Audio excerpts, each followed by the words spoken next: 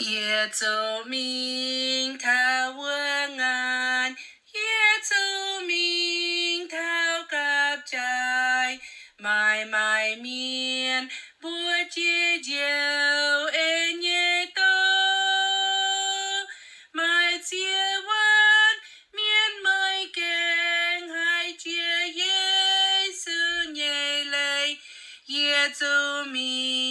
bùa nín bùa hiu cô phiên, Yesu thao wuov, mingh bùa miên hiu cô phiên, Yesu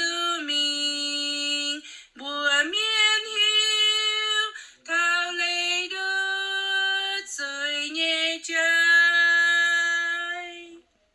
Sài con Yesu pa ye tế buông hoang Yesu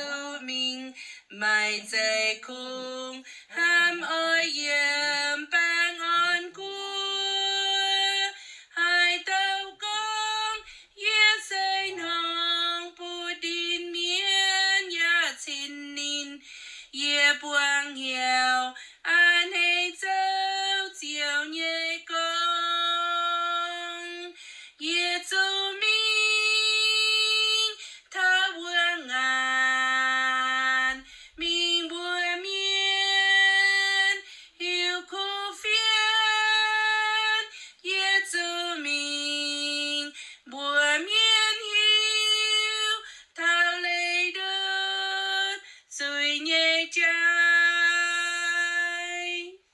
Bùa choàng miên lòng danh hiệu lo han ma lo bang on quầy hai tiêu mai lo chiều nhẹ bang on cả nhẹ tới quang người nhiều hem hiểu chia mai hiểu nhẹ mai tình liều can mình bùa choàng miên hiu Yesu thao wuov, mingh bùa miên hiu cô phiên, Yesu bùa miên hiu thao lấy đứt rồi nhẹ trái. Yesu con ye can tông nai tiêu trao bún suy miên hai tàu lo ye nín keng hai tu chiêu